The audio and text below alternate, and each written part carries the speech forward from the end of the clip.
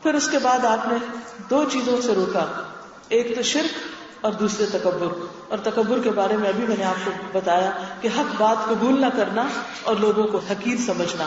تو یہ دو چیزیں ہمیں اپنی زندگی سے نکالنی ہوگی.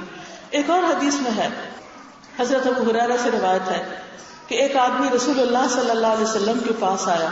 وہ سفر کا ارادہ رکھتا تھا. اس نے کہا اللہ کے رسول صلی اللہ علیہ وسلم مجھے وصیت کیجیے. آپ میں سے بھی بہت سے لوگ اس وقت سفر کر کے آئے ہیں اور پھر گھر، یعنی یہاں سے جائیں گے گھر جائیں گے، تھوڑا بہت سب کو سفر کرنا پڑے گا. تو آپ اللہ کے رسول صلی اللہ علیہ وسلم کی اس وصیت کو پلے باندھ لیجیے. فرمایا میں تمہیں اللہ کا تقوی اختیار کرنے کے لیے کہتا ہوں، صرف اللہ سے ڈرو، سامنے بھی اور چھپ کر بھی.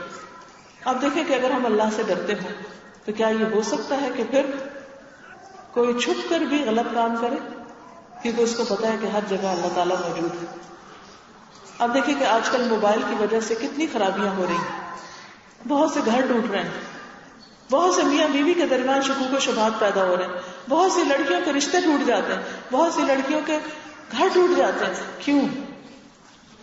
اس لیے کہ بعض اوقات انسان ایسے ہی کسی کو چھیڑنے کے لیے شیطان دل میں اس برے عمل کو خوبصورت بناتا ہے اور چھیڑنے کے لیے کہتا ہے اچھا فلاں کو ایک ایسے رانگ نمبر پہ ٹیکسٹ کرتے ہیں، وہاں سے ایک اور خوبصورت جس کو شیطان نے خوبصورت بنایا ہوتا ہے وہ جواب آ جاتا ہے، پھر ایک سلسلہ شروع ہو جاتا ہے. اور out of nothing, out of blue ایسے ہی انسان ایک شر میں مبتلا ہو جاتا ہے جس کی کوئی حقیقت بھی نہیں. اور اس وقت انسان اگر اللہ سے ڈرتا ہو تو تبھی انسان اپنے وقت کو بھی بچا سکتا ہے، اپنی عزت اور حیا کو بچا سکتا ہے. آج کی بیٹیاں کل کی مائیں ہیں، نیک پاک دامن عزت و عصمت کی حفاظت کرنے والی مائیں بنے تاکہ آپ کی گودوں سے پاک بچے جنم لیں، اچھے اخلاق اور کردار والے. اگر جوانی میں کسی کا کردار اچھا نہ ہو اور وہ اس پہ توبہ نہ کرے تو وہ اپنے بچوں کی کیا تربیت کر سکتا ہے؟ اس لیے بہت ضروری ہے کہ ہم سب اللہ کا تقوی اختیار کریں. ہم گھر سے باہر ہیں، کوئی ہمیں نہیں دیکھتا، ہم تنہا ہیں، لیکن اللہ ہے. ہم میسج ڈیلیٹ کر سکتے ہیں، اللہ کے ہاں ڈیلیٹ نہیں ہوتا. وہ نامہ اعمال میں بیٹھے فرشتے جیسا لکھتے کوئی نہیں مٹا سکتا سوائے توبہ کے. اس لیے بہت ضروری ہے کہ دل میں جب کوئی برا خیال آئے، کوئی وسوسہ آئے، کسی بھی طرح کی کوئی خرابی آئے تو فوراً اس کو ختم کریں، اس کو وہیں پر روکیں. اور اللہ کا ڈر ایسی پاورفل چیز ہے کہ جس کے سہارے انسان برائی سے باہر آ جاتا ہے. مثلاً ایک شخص کو بہت غصہ آ رہا ہے کسی پر، اس کا دل چاہتا ہے کہ وہ خوب دوسرے کو سنائے، لیکن وہ چپ ہو جاتا ہے، خاموشی اختیار کر لیتا ہے. کیا چیز اس کو خاموش کر سکتی؟ اللہ کا ڈر کہ میرے منہ سے اگر کوئی ایسی بات نکل گئی جو اللہ تعالیٰ کو پسند نہیں تو میری آخرت خراب ہو جائے گی. کیونکہ حدیث میں آتا ہے کہ بعض اوقات تم میں سے کوئی شخص ساری زندگی اچھے کام کرتا ہے لیکن ایک کلمہ، ایک جملہ، ایک بات اپنی زبان سے بے سوچے سمجھے ایسی نکالتا ہے کہ جس پر اللہ تعالیٰ ناراض ہو جاتے ہیں اور اس کی ساری نیکیاں برباد ہو کر رہ جاتی اور وہ منہ کے بل جہنم میں گرایا جاتا ہے اس کلمے کی وجہ سے جس سے اللہ کا غضب بڑک اٹھا. تو بعض اوقات ہم بے سوچے سمجھے دوسروں کے اوپر ایسی باتیں کر دیتے ہیں، فلاں بڑا چور ہے، فلاں بڑا غدار ہے، فلاں تو بہت ہی خائن ہے، فلاں تو بہت رشوت لیتا ہے، فلاں ایسا، فلاں. ہم نے تو دیکھا ہی نہیں، ہم نے صرف سنی سنائی باتوں سے امپریس ہو کر دوسرے کے بارے میں فتوے دینے شروع کر دیے.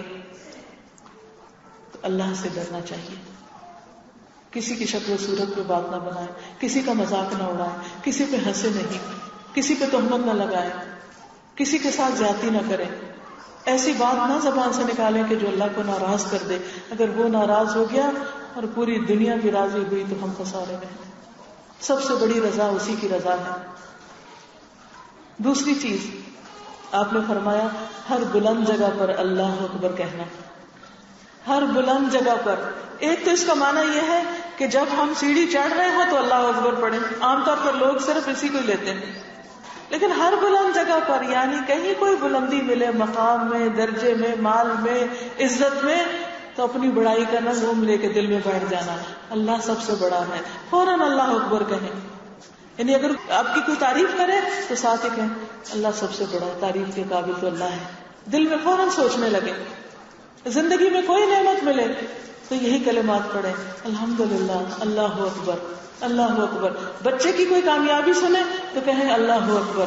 میاں کی ترقی کی خبر سنے کہے اللہ اکبر. کوئی خوشی ملے کہے اللہ اکبر. اللہ سب سے بڑا ہے. ہر بلند جگہ پر, ہر بلند مقام پر, ہر بلند موقع پر, ہر بلندی کے موقع پر اللہ اکبر. تو جب آپ سفر میں ہو, جو ہی مثلاً بس جا رہی ہے, ذرا اونچائی کو چڑھنے لگی ہے, کہیں آپ جا رہے ہیں, کہیں کھڈے میں لگے ہیں تو پھر اوپر ہوا تو پھر کہیں اللہ اکبر. اللہ سب سے بڑا, کیونکہ جب اللہ کی بڑائی دل میں آتی ہے اور ہم اللہ کو سب سے بڑا سمجھنے لگتے ہیں, تو پھر جب اس کی عظمت میں انسان ہوتا ہے تو چھوٹے چھوٹے غم اور چھوٹے چھوٹے مسئلے ہی نہیں لگتے.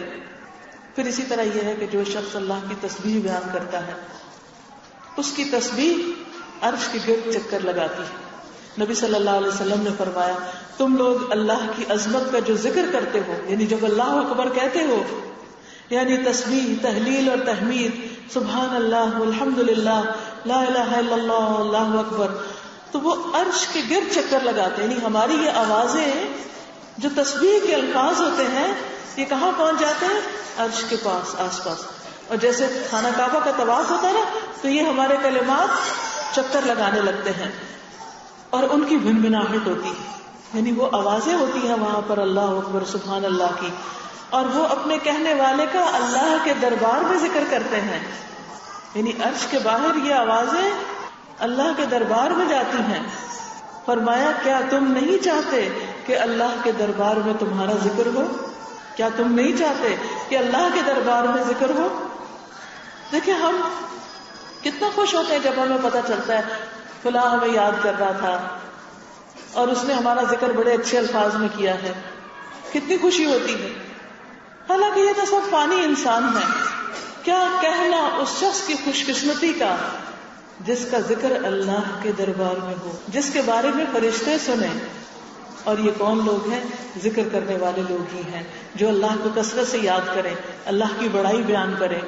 نبی صلی اللہ علیہ وسلم نے فرمایا, جیسے اللہ نے تمہارے درمیان تمہارا رزق تقسیم کیا ہے, ویسے ہی تمہارے درمیان اخلاق تقسیم کیا ہے. بے شک اللہ مال اس کو بھی دیتا ہے جس سے وہ محبت کرتا ہے, اور اس کو بھی دیتا ہے جس سے وہ محبت نہیں کرتا. اللہ اس کو بھی مال دیتا ہے جس سے وہ محبت نہیں کرتا. قارون کو بھی مال ملا تھا, حالانکہ وہ اللہ کے ناپسندیدہ بندوں میں سے تھا. فرعون کی بھی بڑی عزت تھی وقت میں, لیکن اللہ کے نزدیک سخت ناپسندیدہ تھا. لیکن ایمان صرف اس کو دیتا ہے جس سے وہ محبت کرتا ہے. دین کی سمجھ اس کو دیتا ہے جس سے وہ بھلائی کا ارادہ کرتا ہے. تو جو بچائے اپنے مال کو خرچ کرنے سے, اور ڈرے دشمن سے مقابلہ کرنے سے, اور خوف کھائے رات سے کہ وہ پریشان کرے گی, کیونکہ رات کا اندھیرا آتا ہے تو ڈر لگنے لگتا ہے, تو وہ اس قول کی کثرت کر دے, لا الہ الا اللہ, سبحان اللہ, والحمد للہ, واللہ اکبر. اس موقع پر میں وہ بات بھی یاد کرانا چاہوں گی کہ ہم میں سے ہر شخص کسی نہ کسی دکھ, غم, پریشانی اور فکر کا شکار رہتا ہے. اور عام طور پر ایسا ہوتا ہے کہ جب ہم سوتے ہیں اور اکیلے ہوتے ہیں, جب ساری رونقیں ختم ہو جاتی ہیں, بچے بھی سو جاتے ہیں اور بھی لوگ سو جاتے ہیں, تو پھر ہمارے اوپر کیا خیالات آتے ہیں؟ پریشانیاں, فکر, غم, ہم کیا بنے گا میرا, کیا بنے گا فلاں بچے کا, کیا ہوگا. حالانکہ دنیا میں, زندگی میں جتنے مسائل آئے, جتنی پریشانیاں آئیں, جتنے غم آئے, سب چلے گئے, اور بعض ایسے آئے کہ ہمیں یاد بھی نہیں. آج مجھے سرگودا کالج جانے کا اتفاق ہوا جہاں میں نے 4 سال پڑھا, تو میں سوچ رہی تھی کہ ان 4 سالوں میں اچھے مومنٹس بھی آئے اور برے بھی آئے ہوں گے, لیکن آپ یقین کریں مجھے کوئی ایک ایسا مومنٹ یاد نہیں آیا کہ جس میں میرا کوئی دل دکھا ہو یا کوئی مجھے پریشانی ہوئی ہو. مجھے کچھ نہیں یاد آیا, لیکن اچھی یادیں میرے دل پہ ایک دم آ گئی. تو میں سوچ رہی تھی کہ یہ بھی ہو سکتا تھا کہ مجھے صرف برے واقعات یاد ہوں اور اچھی کوئی بات یاد نہ آئے. اس سے کیا فائدہ ہوتا سوائے پریشانی کے. تو اس سے میں نے یہ سیکھا کہ انسان اپنے ماضی کو بھول جاتا ہے, دکھ, تکلیفیں, پریشانیاں بھی بھول جاتی ہیں. جو پریشانی آج ہے 4 سال بعد آپ کو یاد بھی نہیں رہے گی. ہو سکتا ہے پچھلے سال آج کے دن آپ کے دل پر کوئی بڑی پریشانی آئی, وہ کیا تھی, کس نے پریشان کیا تھا, وہ کون تھا, یاد ہی نہیں. کتنی چیزیں آئیں چلی گئیں، لہذا کیوں پریشان ہو؟ ایک تو اللہ پہ توکل کرنا چاہیے. دوسرے یہ کہ بخاری کی حدیث میں آتا ہے کہ جو شخص رات کو سوئے اور اس کی اچانک آنکھ کھل جائے اور پھر وہ یہ کلمات پڑھے، الحمدللہ وسبحان اللہ ولا الہ الا اللہ واللہ اکبر ولا حول ولا قوة الا باللہ، اور اس سے پہلے لا الہ الا اللہ وحدہ لا شریک لہ لہ الملک ولہ الحمد وہو علی کل شیء قدیر. یہ کلمہ پڑھ کے پھر کیا پڑھے؟ الحمدللہ وسبحان اللہ ولا الہ الا اللہ واللہ اکبر. پھر کوئی دعا مانگے یا کہے اللہم اغفر لی، اے اللہ مجھے معاف کر دے، تو اللہ تعالیٰ اس کو بخش دیتا ہے، اس کی دعا قبول کر لیتا ہے. کتنا خوبصورت ہے ہمارا دین. ایسے سارے لوگوں کے لیے کتنا بڑا پیغام ہے جو رات کو پریشانیوں کے مارے سو نہیں سکتے. آپ کو معلوم ہے اس وقت دنیا میں کروڑوں کی تعداد میں ایسے لوگ موجود ہیں جو رات کو پلز لے کے سوتے ہیں اور جو رات کو طبعی نیند نہیں سو پاتے، جن کو رات کے اندھیرے سے ڈر لگتا ہے، جن کو راتیں پریشان کرتی ہیں، جن کو راتوں کو خوف آتا ہے، جن کی راتوں میں سکون نہیں ہوتا. حل موجود ہے صحیح ترین کتاب میں، صحیح حدیث میں حل موجود ہے. یہ کلمات بھی آتے ہیں لیکن استعمال کرنے کا نہیں پتا. کیا ہم نہ چاہیں گے کہ ہمارا غم دور ہو؟ کیا ہم نہیں چاہتے کہ ہماری دعائیں قبول ہو؟ ہم چاہتے ہیں نا. طریقہ بتایا ہمارے دین نے، رہنمائی کی ہے، راستہ سکھایا ہے، ہم کو نہیں پتا اور ہم جاگتے بھی رہتے ہیں، جاگتے بھی رہتے ہیں. یہ کلمے بھی آتے ہیں لیکن اس وقت پڑھنا نہیں آتا جس وقت دعائیں قبول ہو رہی ہیں. اللہ کے دروازے رحمت کے کھلے ہوئے ہیں، وہ پکار رہا ہے کوئی جو مجھے پکارے تو میں اس کی پکار سنوں، ہے کوئی جو مجھ سے مانگے تو میں اس کو عطا کروں. لیکن کیوں آخر ہمیں مانگنے کی توفیق نہیں ہو رہی؟ کیوں نہیں دعا کر رہے؟ کیوں نہیں کہہ رہے اللہم اغفر لی کہ سارے پچھلے گناہ معاف ہو جائیں، ساری پریشانیاں اور سارے ہم اور غم دور ہو جائیں؟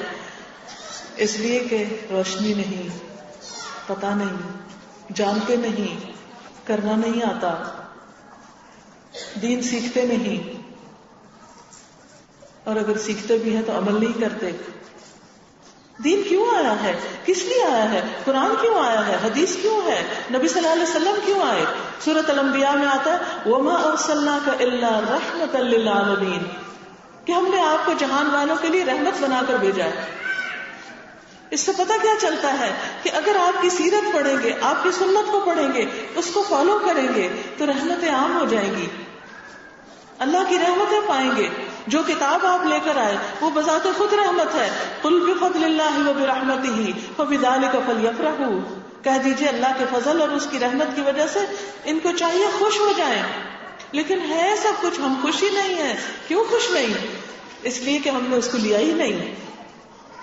اس لیے بہت ضروری ہے کہ ہم اپنے دین کو جانیں، اس کو سیکھیں، اس کو سمجھیں اور اپنا وقت لگائیں اس پر، تاکہ ہمارے دنیا کے غم بھی دور ہوں، دنیا میں بھی ہماری زندگی میں رحمتیں آئیں اور آخرت میں بھی رحمتیں ہوں.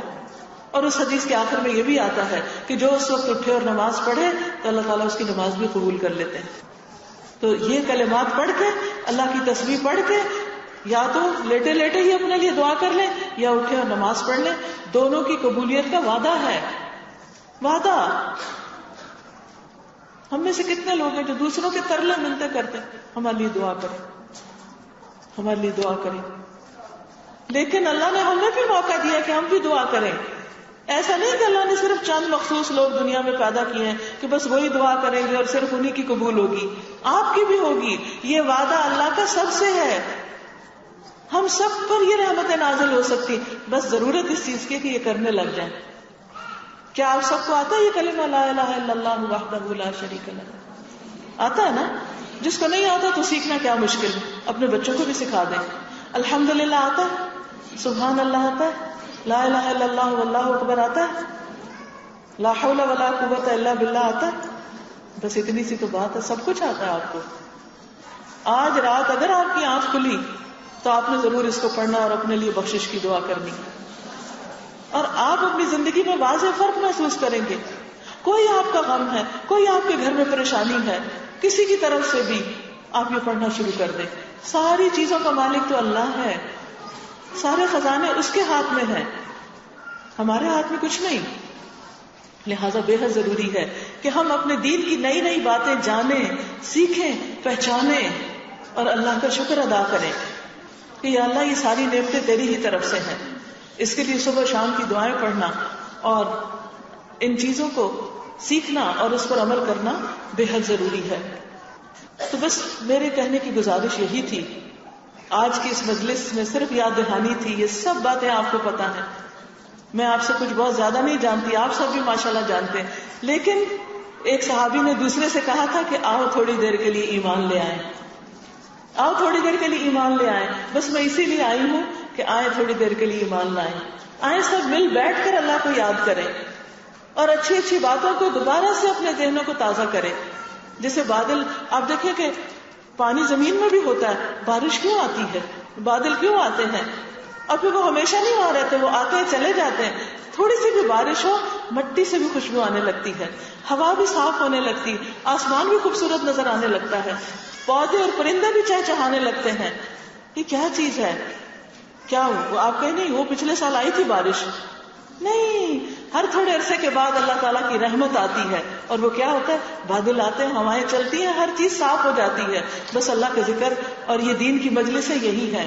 یہ بادلوں کی طرح ایک گھٹائیں ہوتی ہیں, آتی ہیں, ہمارے دل کے ہم غم بھی صاف ہوتے ہیں, پریشانیاں بھی دھلتی ہیں, روشنی ملتی ہے اور ہمارے عمل میں بھی بہتری آتی ہے. ہم ایک قدم اور آگے بڑھ جاتے ہیں, بھولی ہوئی چیزیں یاد دہانی ہو جاتی ہے. کیونکہ فذکر فإن الذکر تنفع المؤمنین, یاد دہانی کرائیے, نصیحت کیجیے, ذکر کیجیے, کیونکہ یہ مومنوں کو فائدہ دیتا ہے. تو یہ ہمارے فائدے کی چیزیں ہیں. لیکن اس کے ساتھ ساتھ آپ مستقل طور پر پانی پیتے رہیے. کون سا پانی؟ وحی الہی کی بارش, اس سے مستفید ہوتے رہیے. مسلسل اپنی روٹین بنائیے جس میں کچھ وقت اپنی ذاتی عبادت کے لیے, ذکر اذکار کے لیے, کچھ گھر والوں کی خدمت کے لیے اور کچھ اپنے دین کو سیکھنے کے لیے. اپنے علم کو روز بڑھائیے تھوڑا تھوڑا. جو چیزیں پڑھ چکے ہیں نا اور بھول چکے ہیں ان کو پھر تازہ کر لیجیے. تو انشاءاللہ آپ ایک ٹری کی طرح گرو کرتے جائیں گے. یاد رکھیں, ماں کے پیٹ سے کوئی عالم فاضل نہیں پیدا ہوتا, سب کو دنیا میں یہاں پہ محنت کرنی پڑتی ہے. اور جتنے بھی عالم فاضل ہیں نا جن کو آپ کہتے ہیں, وہ بھی کوئی انہونے انسان نہیں, ہمارے جیسے انسان ہوتے ہیں. صرف فرق کیا ہوتا ہے, وہ اپنے علم میں اضافہ کرتے رہتے ہیں اور وہ درخت گرو کرتے رہتے ہیں حتیٰ کہ سایہ دار درخت بن جاتے ہیں. پھر وہ اوروں کو بھی اپنے چھاؤں تلے ٹھنڈک پہنچاتے ہیں. تو ایک یہ ہے کہ ہم کسی کے سایہ تلے جا بیٹھے, اور ایک یہ کہ ہم اپنے علم میں اضافہ کریں, عمل میں اضافہ کریں, ایمان میں, اور دوسرے لوگ ہم سے ٹھنڈک حاصل کریں, دوسروں کو فیض پہنچانے والے بن جائیں. نبی صلی اللہ علیہ وسلم نے فرمایا کچھ لوگ خیر کی کنجیاں ہوتے ہیں, جہاں جاتے ہیں خیر پھیلاتے ہیں, اور کچھ لوگ شر کی کنجیاں ہوتے ہیں, جہاں جاتے ہیں شر ہی ڈال کے آتے ہیں. فساد, فتنہ, لڑائی جھگڑا. آپ نے دیکھا ہوگا نا کہ کچھ لوگ آتے ہیں تو لوگوں کو لڑا کے چلے جاتے ہیں, اور کچھ آتے ہیں کہ آپ کے بہت سے مسئلے حل کر کے چلے جاتے ہیں. ہم نے کیا بننا ہے, ہم کون سی کنجی بننا چاہتے ہیں؟ ہمیں خیر کی کنجی بننا ہے. لہذا میری گزارش آپ سے یہی ہے کہ یہ تین کام جو ہیں, ایک بندوں کی خدمت, ایک اللہ کی عبادت اور ایک اپنی ذاتی ترقی, یہ تینوں کو وقت دیں. بعض اوقات ہم اللہ کی عبادت میں تو لگ جاتے ہیں لیکن علم میں اضافہ نہیں کرتے. حالانکہ اللہ سبحانہ وتعالیٰ نے نبی صلی اللہ علیہ وسلم کو کیا فرماتا, وَقُلْ رَبِّ زِدْنِی عِلْمًا, کہہ دیجئے کیا میرے رب میرے علم میں اضافہ کیجئے. ٹھیک ہے, ایک وقت اللہ کی عبادت کے لیے, 5 وقت کی نمازیں لازم, ذکر اذکار. دوسرا وقت بندوں کی خدمت کے لیے, بندوں میں گھر والے بھی آتے ہیں, ہمسائے بھی آتے ہیں, اور غریب لوگ بھی آتے ہیں. اگر وقت گھر والوں سے بچ جائے, جب بچے چھوٹے ہوتے ہیں تو گھر سے فرصت کم ملتی, لیکن جب بچے بڑے ہو جاتے ہیں, بہت سی بزرگ خواتین ایسی ہوتی ہیں کہ جو اپنے بڑھاپے میں سوائے پریشانیوں کے کچھ مول نہیں لیتی, سارا وقت روتی رہتی ہیں, پریشان, اداس, غمگین, کبھی ایک بچے کی فکر, کبھی دوسرے بچے کی فکر, کبھی اس کا رونا, کبھی اس کا دھونا. کل میری ملاقات ایک بڑی خوبصورت بزرگ خاتون سے ہوئی, بہت ہی پیاری خاتون. انہوں نے اتنا مجھے انسپائر کیا کہ مجھے رشک آیا ان پر. وہ خاتون یہ سرگودا کے قریب منڈی بہاؤالدین کے قریب ایک علاقہ ہے کوٹ غلام رسول, اس میں ایک گاؤں میں ڈیرے پر رہتی ہیں. پھر سیالکوٹ میں انہیں قرآن پاک سننے کا موقع ملا. ایسا شوق دل کو لگا کہ بہو کو بھی کورس کروایا, سیکھا, اور اس کے بعد آ کے اپنے گاؤں میں اسکول بنایا, یعنی الہدا کی ایک برانچ بنائی. پڑھانے والی بچی نہیں تھی کوئی, دعائیں کرتی تھی. اور اس کے بعد اسلام آباد میں کسی پروگرام میں اسی طرح شریک ہوئی تو وہ الہدا کے انتظامیہ کو لکھ رہی تھی کہ کوئی ٹیچر ہمارے لیے انتظام کرے جو ہمارے گاؤں میں آ کے پڑھائے اور ہمارے گاؤں میں کوئی برانچ کھولی جائے. اور دوسری طرف ایک بچی جو ہمارے کورس کو ختم کر کے بیٹھی تھی, وہ درخواست لکھ رہی تھی کہ میں اپنے آپ کو دین کے کام میں وقف کرتی ہوں, مجھے جہاں چاہے بھیجے, میں وہاں جا کے سکھاتی ہوں. اتفاق دیکھ کے دونوں ساتھ ساتھ بیٹھے ہوئے ہیں. وہ کہتے ہیں ابھی تک ہم نے وہ کاغذ سنبھال کے رکھے ہیں. وہاں اس نے بھی بسم اللہ سے شروع کیا, میں نے بھی بسم اللہ سے, اور اس کی بھی اپلیکیشن اس کے پاس رہ گئی, میری بھی میرے پاس, اور ہم نے آپس میں ایک دوسرے سے طے کیا. اس بچی نے آ کر, وہ عباس پورہ کی بچی ہے جو انڈیا کے بارڈر پر کشمیر کا وہ آخری دور دراز علاقہ ہے, وہاں سے آ کے 1.5 سال وہ بچی یہاں رہی ہے اس ڈیرے پر. یہ جو بزرگ خاتون جن سے میں بہت انسپائر ہوئی ہوں, ان بزرگ خاتون نے ان کو اپنی بیٹیوں کی طرح رکھا, اس کے ساتھ سوتی نہیں کہ وہ اکیلی نہ ہو, کیونکہ ماں باپ نے ایک اعتماد پر بھیجا ہے. اس کو کمپنی دی, گھر کے ساتھ برانچ بنائی, کمرے بنوائے, باہر خوبصورت سبزیاں اگائیں, پھول پھل, اور اتنا ہی نہیں ایسا لگ رہا تھا جیسے کوئی رحمت برس رہی ہے. اور مختلف گاؤں سے بچوں کو وینس پر بلا کے ان کا پڑھائی کا انتظام کیا. اور اس خاتون کے چہرے پہ ایسی رونق, ایسی خوشی اور اتنا اطمینان. میں نے سوچا کیا خوش قسمت خاتون ہے جس کا اتنا خوبصورت بڑھاپا, اتنا خوبصورت. ورنہ اگر یہ کام نہ کرتی تو اس وقت ڈیرے پہ بیٹھ کے کیا کرتی, یا تو نوکروں کو حکم جھاڑ رہی ہوتی, یا کسی کو کچھ چیخ چلا کے کوئی بلا رہی ہوتی, پکار رہی تھی, اس کا شکوہ اس کی شکایت. کوئی آتا تو کہتی بچے ایسے فلاں ایسے فلاں ایسے. کیا حاصل؟ بہت سے بزرگوں کو میں نے دیکھا وہ سارا وقت بس یہ اسی قسم کی باتیں کرتے ہیں, یا بہو کی برائیاں, یا بیٹی کے شکوے, یا بیٹے کی ناخلفی, یا پھر کسی دائیں بائیں غیبتیں. آخری عمر ہے, ڈپریشن کا شکار ہے, نہ اللہ کا ذکر ہے, نہ نمازوں میں توجہ ہے, یا فارغ ہوں گے تو بیٹھ کے ٹی وی کے چینل گھماتے رہیں گے. یہ بڑھاپا, اللہ کی طرف جانے کا وقت اور قریب آ رہا ہے. اقترب للناس حسابهم وهم في غفلة معرضون. لوگوں کے حساب کا وقت قریب آ گیا. یہ نہیں کہ صرف بوڑھوں کا, جوانوں کا بھی قریب ہے, لیکن obviously جوانی سے زیادہ بڑھاپا زیادہ خطرے کی حالت میں ہوتا ہے. کیا یہ وقت بڑھاپا اس طرح کاٹیں گے کہ ہم فحش سین دیکھ دیکھ کے نظروں کو بھی گناہ گار کریں گے, اور دل میں بھی وہی خیالات بعد میں آئیں گے, اور نہ اللہ رسول کا پراپر طریقے سے ذکر, نہ درود شریف, نہ ذکر, نہ اذکار, نہ کچھ, اور یا پھر لوگوں کے کمپیریزن کرتے رہیں گے. کیا اس حال میں دنیا سے جائیں گے؟ نہیں, ہمیں ایسی زندگی نہیں چاہیے. ہمیں اپنی زندگیوں کو امپروو کرنا ہے. تو میں تمام بزرگ خواتین سے ریکویسٹ کروں گی کہ وہ عمر کے اس حصے کو بھی یہ نہ سمجھے کہ اب کیا سیکھنا, اب بھی سیکھنا شروع کر دیں, اب بھی لوگوں کی خدمت کریں. تو پہلا کام اللہ کی عبادت, دوسرا کام بندوں کی خدمت, لوگوں کے لیے اچھے بن جائیں, ان کی بھلائی کے منصوبے بنائیں, اور تیسرا کام اپنا بھلا سوچیں, اپنے ساتھ سچے بن جائیں, اپنی خیر خواہی کریں. اور وہ صورت میں ہو سکتی ہے جب آپ نفع مند علم حاصل کرتے رہیں. علم حاصل کرنے کے لیے کتابیں بھی موجود ہیں اور کیسٹس وغیرہ بھی موجود ہیں. بعض الحمدللہ اسلام آباد سے ہم اسٹال لے کر آئے ہیں, مختلف کیسٹس وہاں پر موجود ہیں, جیسے یہ رحمان کے بندے, کہ اللہ کے محبوب بندے کون سے ہیں, پیارے بندے, ان کی صفات کیا ہیں, کون سے ہمارے اندر کردار کی خوبی ایسی ہونی چاہیے. آپ اس کو لے کے ایک دفعہ نہیں بار بار سنیں جب تک وہ ساری لسٹ پوری نہ ہو جائے کہ یہ ساری صفات ہمارے اندر آ گئی ہیں. کیونکہ ایک دفعہ سننے سے پتہ تو چل جاتا, عمل میں نہیں آتا, لیکن آپ اس نیت سے سنیں کہ آپ کے عمل میں آ جائے. پھر اسی طرح نماز کیا سکھاتی ہے. ہم میں سے بہت سے لوگ نماز پڑھتے ہیں لیکن نماز ان کو الٹا بدنام کرتے ہیں. نماز کو بھی لوگ کہتے ہیں یہ نمازی لوگ, ان کا اخلاق ایسا اور ان کے معاملات ایسے. تیسری چیز, آگ سے بچاؤ اپنے گھر والوں کو, اپنے آپ کو بھی اور گھر والوں کو. یہ سورۃ تحریم کی آخری آیات ہیں جس میں بچوں کی تربیت کے اوپر بات کی گئی ہے کہ کس طرح ہم ان کو آگ سے بچا سکتے ہیں. پھر اسی طرح اللہ تیرا شکر, شکر کی کچھ باتیں تو آج میں نے کی ہیں، لیکن اس میں مختلف ہے. سورۃ الفاتحہ کی تفسیر ہے اور جو ہے ہی شکر کا پیغام لیے ہوئے. اسی طرح یہ ہے کہ بعض اوقات ہم سے بندوں کے ساتھ زیادتی ہو جاتی، کوئی ایسا نہیں جس کے ساتھ ایسا نہ ہو. اگر کسی کے ساتھ آپ نے کوئی ایسا سلوک کر لیا تو معافی مانگنی چاہیے. بعض اوقات ہم زبان سے نہیں مانگ سکتے، ہم شرماتے ہیں، کہتے ہیں کیسے مانگے، کیوں مانگے، انہوں نے بھی تو ایسا کیا تھا. ٹھیک ہے نہ مانگے. جب ہم بندوں کے ساتھ زیادتی کر کے نہیں معافی مانگتے تو قیامت کے دن کیا ہوگا؟ بندوں کے ساتھ اگر ہم زیادتی کر کے نہیں معافی مانگتے ان سے تو پھر کیا ہوگا؟ اپنی نیکیاں قیامت کے دن دینی پڑیں گی. نیکیاں دینی پڑیں گی نا، کہاں سے لائیں گے؟ کتنی مشکل سے ایک نماز بھی کتنی مشکل سے ادا ہوتی. تو اچھا نہیں کہ دنیا میں معافی مانگ لیں، لیکن کیسے مانگے، کس منہ سے مانگے؟ کیا جس کی آپ نے غیبت کی اس کے پاس جا کے کہہ سکتے ہیں کہ میں نے آپ کی غیبت کی، مجھے معاف کر دیں، میں نے آپ کے بارے میں فلاں کوئی غلط بات کی تھی، مجھے معاف کر دیں؟ بہت کم لوگ. اس کے لیے ایک دعا ہے اس کفارے کے لیے. وہ کیا ہے؟ وہ اس کارڈ میں ہم نے چھاپ دی ہے. اللہم فایما مؤمن سببتہ فاجعل ذلک لہ قربۃ الیک یوم القیامہ. اے اللہ، جس مومن کو میں نے برا بھلا کہا ہو تو قیامت کے دن اس برا بھلا کہنے کو اس کے لیے اپنی قربت کا ذریعہ بنا دے، اس بندے کو اپنے قریب کر لے. اور دوسرا یہ کہ سوری کر لیں، سوری کا کارڈ بھیج دیں.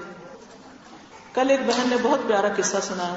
کہنے لگی جب دین کا پتہ چلا کہ لوگوں کا ساتھ زیادتی کی ہوئی ہو تو پھر اس کا دین کیسا دینا پڑے گا قیامت کے دن. حدیث میں آتا نا کہ اس شخص کے پاس ڈھیروں نیکیاں ہوگی، لیکن ایک کو اس نے برا بھلا کہا ہوگا، کسی کو گالی دی ہوگی، کسی کو مارا ہوگا، یعنی اپنا بدلہ لینے کے لیے. تو بدلہ دینے کے لیے اور تو کچھ نہیں ہوگا. تو پھر کیا ہوگا؟ نیکیاں دینی پڑیں گی. اب وہ کیسے دیں؟ دینی پڑیں گی. تو اس بہن نے سوچا کہ کیوں نہ میں سب سے معافی مانگ لوں. کہنے لگی اب یہ بھی بڑا مشکل کام تھا.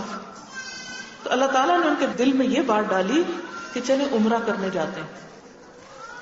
ایک تو وہاں جا کے معافی مانگیں گے اور اس بہانے سے سب سے معافی مانگ لیتے ہیں کہ میں عمرے پہ جا رہی ہوں، اگر میں نے آپ کے ساتھ کوئی زیادتی کی ہو تو آپ مجھے معاف کر دیں. کہتی اس طرح میں نے سب سے معافی مانگ لی. کیونکہ بندے کو پتا ہوتا نا کس کس کے ساتھ کیا کیا. ہو سکتا ہے ان کو نہ پتا ہو مگر ہمیں پتا ہوتا ہے، ہمارا دل بتاتا ہے ان کو. اور پھر وہاں جا کے اللہ سے خوب دعائیں کی. تو بات یہ ہے کہ ہم سب کو اس کی ضرورت ہے. تو جب کسی سے بھی چھوٹی سی زیادتی ہو، سوری کا کارڈ بھیج کے، اور یہ نہیں کہ کارڈ ہی بھیج دیں، اس دعا کو بھی پڑھیں. کبھی کسی کے ساتھ زیادتی ہو جائے، اس کارڈ کو آپ اپنی دیوار پہ، بورڈ پہ کہیں لگا رکھیں، زبانی یاد نہ رہے شاید، تو اس بندے کو ذہن میں رکھ کے یہ دعا پڑھیں. انشاءاللہ تعالی دنیا میں یہ صاف ہو جائے گا. پھر اسی طرح جب ہم گناہ بہت کرتے ہیں تو استغفار کرنا بھول جاتے ہیں. تو جو آپ قرآن پاک روز پڑھتے ہیں نا، اس کے اندر اس کو بک مارکر بنا لیں، نشانی لگانے کے لیے. استغفر اللہ کا کارڈ ہے اور اس میں یہ سید الاستغفار لکھا ہوا. اس کے بارے میں آتا ہے کہ جو شخص صبح پڑھے گا، اگر اس دن کو فوت ہو گیا تو جنت میں جائے گا، اور اگر کوئی شام کو پڑھے، رات میں فوت ہو گیا تو جنت میں جائے گا. تو اس سے یاد دہانی رہتی ہے. پھر اسی طرح بچوں کے لیے، تربیت کے لیے ہر وقت ہم پریشان رہتے ہیں، ان کو کیا سکھائیں، کیا بتائیں. تو یہ کڈز لینڈ جو ایک ہماری ویب سائٹ ہے، اس کی انٹریکٹیو سی ڈی ہے، آڈیو سی ڈی ہے، اور آپ اگر اس کو لگائیں گے تو اس میں تلاوتیں بھی ہیں، نظمیں بھی ہیں. تو بچے فوراً بہت سی چیزیں یاد کر لیتے ہیں. کہانیاں بھی ہیں اس میں. تو اگر یہ آپ ان کو لگا دیں گے تو وہ بہت سی باتیں سیکھ سکیں گے. اور اگر سی ڈی ختم ہوگی اور نہ ملی تو آپ اسلام آباد سے لے سکتے ہیں، یا یہ کہ کڈز لینڈ پہ جا کے ویب سائٹ farhathashmi.com پہ وہاں سے کڈز لینڈ کو کلک کر کے تو اس سے بھی آپ یہ چیزیں دیکھ سکتے ہیں. اسی طرح ذکر و تسبیح کی بات ہوئی. یہ ذکر کا کارڈ جو ہے، یہ کارڈ یہ آپ اگر رکھیں تو اس میں یہ بتایا گا کہ 1 منٹ میں کتنے ذکر ہو سکتے ہیں، لیکن ہم کرنا بھول جاتے ہیں. تو آپ یہ کر سکتے ہیں کہ اپنے گھر میں جا کے کہیں اس کو خوبصورت طریقے سے لگا دیں، تو یہ اس سے آپ کو یاد دہانی رہے گی. پھر یہ کہ لوگ اکثر حالات کے بارے میں پریشان ہوتے رہتے ہیں. تو ان حالات میں کیا کیا کرنا چاہیے کہ ہمارے حالات بدلے، ملک کے، امت کے. تو کچھ مشورے ہیں اس میں. پھر اسی طرح جمعہ کا دن مبارک دن. ہم کو اتنے عرصے سے، بچپن سے جمعہ کا دن آتا اور گزر جاتا. آج میں ایک حدیث پڑھ رہی تھی، وہ حدیث میں نے بھی پہلی دفعہ پڑھی کہ اللہ کے نزدیک جمعہ کا دن عید الفطر اور عید الاضحیٰ سے بھی زیادہ اہم ہے. اور یہ صحیح حدیث ہے. آج پڑھی صرف میں حیران ہو گئی، کیونکہ اس دن میں ایک گھڑی ایسی آتی ہے جب دعا قبول ہو جاتی، اسی دن میں قیامت آئے گی، اسی دن میں اللہ تعالیٰ نے آدم علیہ السلام کو پیدا کیا، اسی دن وہ جنت میں داخل کیے گئے، اسی دن وہاں سے نکالے گئے، قیامت بھی جمعے کے دن کو آئے گی۔ تو بہرحال جمعہ کے دن کی کیا اہمیت ہے، جمعہ کیسے پڑھیں، اس پمفلٹ میں ساری وہ چیزیں جمع کر دی گئی ہیں۔ آپ اس کو خود بھی پڑھیں، گھر والوں کو بھی پڑھائیں، اور جو دکاندار جمعہ پڑھنے کے لیے دکان بند نہ کریں ان کو جا کر یہ دیں۔ پھر اسی طرح بہت سے لوگوں کو یہ خیال ہوتا ہے کہ شاید ان کو جن جادو وغیرہ کوئی ہو گیا ہے اور ان کو پریشان کن خواب بھی آتے ہیں۔ یہ سی ڈی ہے آصف جادو نظر کا علاج، اس کے اندر وہ پرانی آیات بھر دی گئی ہیں کہ جن کو اگر آپ چلاتے رہے تو انشاءاللہ گھر سے جن بھوت بھاگ جائیں گے انشاءاللہ۔ پھر درود شریف، ایک شخص نے نبی صلی اللہ علیہ وسلم سے پوچھا کہ میں کتنا درود شریف پڑھوں اپنی دعا میں سے، چوتھا حصہ۔ آپ نے فرمایا جتنا چاہو پڑھو لیکن زیادہ کر لو۔ اس نے کہا آدھا، آپ نے فرمایا زیادہ کر لو تو اور اچھا، جتنا چاہو پڑھو۔ اس نے کہا 2/3، آپ نے فرمایا اور بڑھا لو۔ اس نے کہا سارا ہی پڑھ لو۔ آپ نے فرمایا اگر تم ایسا کرو تو تمہارے ہر غم کا ازالہ ہو جائے گا اس سے۔ ہمیں یاد نہیں رہتا، پھر کوشش کیا کرے کہ دن کو ایک تسبیح درود کی پڑھے۔ خود بھی اگر آپ میں سے کوئی ٹیچر ہے تو اپنے اسٹوڈنٹس کے ساتھ آپ تھوڑا تھوڑا اس کو شیئر کر سکتے ہیں، ان ساری چیزوں کو اپنے ہمسایوں کو دیں، ان کو بتائیں، کیونکہ آپ کے بتانے سے اگر ایک شخص بھی کرنے لگے گا تو اس کا اجر اس کو تو جائے گا ہی، آپ کو بھی ساتھ ہی شروع ہو جائے گا۔ پھر اسی طرح کوئی بیمار ہو جاتا ہے تو ہم عام طور پر بڑے مہنگے مہنگے گیٹ ویل سون کے کارڈ خرید کر دیتے ہیں۔ یہ بہت ہی خوبصورت کارڈ ہے، اس میں ہم نے دعا لکھ دی ہے۔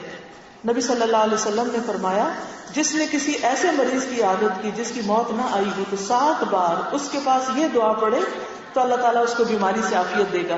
یہ دعا لکھی ہوئی ہے، تو بیمار کے پاس جائیں، ہسپتال جائیں، یہ کارڈ اس کو بھی دے آئیں اور وہاں بیٹھ کے پہلے خود 7 بار پڑھ کے اس کو دم کر کے پھر اس کو پکڑا کے آ جائیں، اور وہ اپنے لیے بھی پڑھ سکتا ہے اور اس کو کہنا چاہیے لا باس طہور انشاءاللہ۔ تو یہ بھی بہت کام کا کارڈ ہے۔ عام طور پہ ہم پھولوں والے اور ادھر ادھر کارڈ دیتے ہیں، وہ تو ایک دفعہ پڑھ کے پھر بندے پھینک دیتے ہیں، لیکن یہ تو زندگی بھر کام آنے والی چیز ہے۔ پھر قرآن مجید مکمل تلاوت ہے اس میں، یہ آپ لگا سکتے ہیں۔ پھر اسی طرح ویلنٹائن ڈے آنے والا ہے فروری میں، اور بہت سے لوگ ویلنٹائن کے پیچھے پڑ گئے ہیں، اسلام میں اس کی کیا حیثیت ہے، تو یہ پمفلٹ جو ہے اظہار محبت کیسے، اس میں اس کے بارے میں بتایا۔ بہت سے لوگ نیو ایئر منانے لگے، اسلام میں نیو ایئر کا کیا کانسیپٹ ہے، یہ انگلش میں پمفلٹ ہے، خاص طور پہ ہمارے بچے جو انگریزی پڑھتے ہیں ان کو آپ دے سکتے ہیں۔ یہ قرآنی اور مسنون دعاؤں کا کارڈ ہے، ہلکا ہے بیگ میں رکھنے کے لیے۔ پھر ایاک نستعین، اس میں بہت سی دعاؤں کو جمع کر دیا گیا ہے، صبح و شام کی دعائیں ہیں، اور اس کے علاوہ سوتے میں ڈر لگے یا وسوسے آئیں یا نظر لگے یا بیماریوں سے شفا کے لیے یا مریض کی عادت کے لیے یا رنج و غم، اسی طرح کچھ دعائیں ایسی ہیں جن کو پڑھ کے دعا کی جائے تو دعا قبول ہوتی۔ اسی طرح قرآنی اور مسنون دعاؤں کی یہ کتاب ہے۔ آپ نمازوں کے بعد اگر زبانی آپ کو دعائیں یاد نہیں تو آپ کیا کر سکتے ہیں، ان دعاؤں کو کھول کے پڑھ لیں۔ حج عمرے پہ جائیں تو ساتھ پڑھیں، کوئی جا رہا تو اس کو سوٹ نہ تحفے میں دیں، کتاب اور کیسٹ دیں تاکہ اس کا حج اچھا ہو۔ وہ حج پہ جتنی دعائیں آپ کی کتاب سے پڑھے گا وہ ساری آپ کے لیے بھی انشاءاللہ قبول ہوں گی اور آپ کو اس کا ثواب جائے گا۔ پھر اسی طرح سفر کا مہینہ ہے یہ، ہمارے معاشرے میں بہت سی بدشگونیاں ہیں، یاد رکھیں بدشگونی شرک ہے، لیکن بہت سے لوگوں کو پتہ نہیں، تو اس میں اتھینٹک احادیث کے ساتھ بتا دیا گیا اور وہ دعا بھی بتا دی گئی ہے جو بدشگونیوں سے بچنے کے لیے ہے، تو یہ اس کا جاننا بھی بہت ضروری ہے۔ اسی طرح بعض اوقات خاندان میں کوئی فوت ہو جاتا ہے، عورتیں بیوہ ہو جاتی ہیں، اب وہ بیوہ عورت ساری زندگی رونے دھونے کے سوا اور کوئی کام نہیں کر سکتی، تو ان کے لیے کتاب لکھی گئی ہے بیوگی کا سفر، کہ اگر کسی کے اوپر ایسی کوئی آفت آ گئی تو اسے کیا کیا کرنا ہے، تو یہ کتاب بھی آپ اس کو دے سکتے ہیں تاکہ اس کے لیے سفر آسان ہو جائے۔ اسی طرح میرا جینا مرنا فوتگی کے موقع پر یہ کتاب دی جا سکتی ہے کہ اس میں سے پڑھ کے بھی آپ سنا سکتے ہیں اور ان کو دے سکتے ہیں، کیونکہ اس وقت وہ گھبراہٹ میں بھولے ہوئے ہوتے ہیں کہ انہیں کیا کرنا اور کیا نہیں کرنا۔ یہ ساری چیزیں باہر اویلیبل ہیں اور آپ ان کو خرید کے خود بھی پڑھیں، دوسروں کو بھی دیں۔ دین کے راستے میں جو انسان صدقہ کرتا ہے نا، جیسے یہ کتاب خریدتے ہیں نا، تو یہ بھی ایک طرح کا صدقہ ہوتا ہے اپنا۔ کس طرح کہ جو لوگ اللہ کے راستے میں، کیونکہ یہ اللہ کے قریب ہونے کے لیے ہم یہ چیزیں لیتے دیتے ہیں، اللہ کے راستے میں جو شخص مال خرچ کرتا ہے، قرآن پاک میں تو اس کی مثال ایسے ہے جیسے کوئی ایک دانہ بوئے، پھر اس سے 7 بالیاں نکلے، ہر بالی میں 100 دانے ہوں تو ایک دانہ 700 بن جائے. اگر آپ کسی کو ایک چیز دیتے ہیں تو وہ بھی اللہ کی خاطر، اللہ کی خوشنودی کی خاطر، اس سے جو اس کا عمل بدلے گا تو انشاءاللہ آپ کو بھی ثواب ہوگا، آپ کے لیے صدقہ جاریہ بنے گا. اللہ تعالیٰ آپ سب کے دکھ تکلیفیں اور پریشانیاں دور کرے. باہر سٹال ہے لیکن بہنوں سٹال پہ آپ رش نہ کریں، دوسروں کو بھی موقع دیں. ایسا نہ ہو کہ چند لوگ کھڑے ہو جائیں اور وہ قیمتوں کے بھاؤ تاؤ پوچھتے رہے اور باقی لوگ پیچھے سے پلٹ جائیں. کسی نے سوال کیا ہے یہ جو ساری آپ نے باتیں بتائی ہیں کہ کرٹیسزم، کمپیریزن، اس چیز کو ختم کس طرح کیا جا سکتا ہے؟ مطلب ایسا کیسے کیا جا سکتا ہے کہ ہم دوسرے انسانوں کی عادت چھڑوا سکیں ان کو کسی اچھے کام لگا کر؟ یہ میں ایسے ہی تھوڑی دے رہی ہوں، یہ کرٹیسزم اور کمپیریزن اور کمپٹیشن چھڑانے کے لیے دے رہی ہوں کہ ہمیں اللہ سبحانہ وتعالیٰ کی طرف سے آئی ہوئی جو رہنمائی ہے اس سے فائدہ اٹھا کر ہم اچھے اچھے کاموں میں لگ جائیں تو ہمیں ہوش بھی نہیں رہے گی کہ کوئی کیا کر رہا ہے. پھر ہمیں کیا یاد آئے گا کہ ہم نے اور اچھا کام کیسے کرنا ہے. اگر کسی کے بزرگ اپنی اولاد سے اپنے رویوں کی معافی مانگے اور بچہ معاف نہ کرے، بزرگ انتقال کر جائے اور اس شخص کے دل میں احساس سے جرم ہو تو کیا کرے؟ اس کے لیے صدقہ کرے، اس کی طرف سے صدقہ کرے، اس کے لیے دعائیں کرے. دعا کے لیے کیا شرط ہے؟ دل حضوری. دعا کے لیے دل حاضر ہونا ضروری ہے. تو آپ سب کیا کریں اس وقت؟ باتیں دل حاضر کریں. کس کی طرف؟ اللہ تعالیٰ کی طرف. سبحان اللہ والحمد للہ ولا الہ الا اللہ واللہ اکبر ولا حول ولا قوة الا باللہ العلی العظیم. اللہم صل علی محمد وعلی آل محمد كما صليت على إبراهيم وعلى آل إبراهيم إنك حميد مجيد. اللهم بارك على محمد وعلى آل محمد كما باركت على إبراهيم وعلى آل إبراهيم إنك حميد مجيد. ربنا آتنا في الدنيا حسنة وفي الآخرة حسنة وقنا عذاب النار. اے اللہ ہمیں دنیا میں بھی بھلائیاں عطا فرما اور آخرت میں بھی بھلائیاں عطا فرما اور ہمیں آگ کے عذاب سے بچا. ربنا لا تزغ قلوبنا بعد إذ هديتنا وهب لنا من لدنك رحمة إنك أنت الوهاب. اے اللہ ہدایت آنے کے بعد ہمارے دلوں کو ٹیڑھا نہ کرنا اور ہمیں اپنے پاس سے رحمت عطا فرما. یا رب العالمین تو ہمارے دلوں کو ہدایت پر تھام لے، ہمارے دلوں کو روشن کر دے، ہمیں بندوں کی خدمت کی توفیق دے، اپنی عبادت میں ہماری آنکھوں کی ٹھنڈک رکھ دے، نماز کو ہماری آنکھوں کی ٹھنڈک بنا دے، ہمیں خشوع و خضوع کے ساتھ نماز پڑھنے کی توفیق عطا فرما. یا اللہ ہمارے دلوں سے شیطان کے وسوسے دور کر دے، منفی چیزیں ختم کر دے. یا رب العالمین ہمیں اپنا قرب نصیب فرما. یا اللہ ہمیں بندوں کی خدمت کا شوق دے دے، ہماری سستی دور کر دے. یا اللہ ہمارے مال میں برکت پیدا کر دے کہ ہم جان مال دونوں طریقوں سے تیرے بندوں کی خدمت کریں. یا رب العالمین ہمارے نفع مند علم میں اضافہ کر دے، ہمیں نئی نئی چیزیں سکھا دے، ہمیں عمل میں آگے بڑھا دے، ہم جو کچھ پڑھیں اور سیکھیں اس پر عمل کریں. یا رب العالمین تو ہماری اولادوں کو ہماری آنکھوں کی ٹھنڈک بنا، ہمارے شوہروں کو دین کے کام میں ہمارا مددگار بنا. یا اللہ ہمارے گھروں میں دین کے چراغ روشن ہو، ہمارے سینوں میں تیری محبت اور ہمارے گھروں میں تیرے ذکر کا چرچا ہو. یا رب العالمین جو بچے بگڑ چکے ہیں انہیں ہدایت دے دے، جو راہ سے بھٹک چکے ہیں انہیں سیدھا راستہ دکھا دے. یا اللہ ہمارے بچوں کو ایمان دے دے، اپنا ڈر دے دے، حیا دے دے، ایمان دے دے. اللہ انہیں دین کی محبت دے دے. اللہ ان کی تربیت میں جو ہم سے کوتاہیاں ہوگی تو ہمیں معاف کر دے اور انہیں سیدھا راستہ دکھا دے. یا اللہ ہماری غلطیوں کو معاف کر دے. ربنا لا تؤاخذنا إن نسينا أو أخطأنا ربنا ولا تحمل علينا إصرا كما حملته على الذين من قبلنا ربنا ولا تحملنا ما لا طاقة لنا به واعف عنا واغفر لنا وارحمنا أنت مولانا فانصرنا على القوم الكافرين. یا اللہ ہماری بھول چوک اور خطاؤں کو معاف کر دے. ربنا آتنا من لدنک رحمتا وہیئ لنا من امرنا رشدا. یا اللہ ہمیں سارے معاملات میں صحیح رہنمائی عطا فرما, ہمیں بہترین فیصلے کرنے کی توفیق عطا فرما, ہمیں نیکی کے کاموں میں دن بدن آگے ترقی عطا فرما. یا رب العالمین ہمیں غفلت سے نکال. یا اللہ ہمارے دلوں کو جگا دے. یا اللہ ہمیں اخلاص نیت عطا فرما دے, اپنے اوپر خود چیک رکھنے کی توفیق عطا فرما دے. یا رب العالمین تو ہمیں برے اخلاق سے نجات دے. اللہ ہمیں نیکی کی توفیق دے, ہمیں ہمارے نفس کے شر سے بچا لے. ربنا هب لنا من ازواجنا وذرياتنا قرة اعين واجعلنا للمتقين اماما. اللہ تو ہمیں رزق حلال عطا فرما, حرام سے محفوظ رکھ.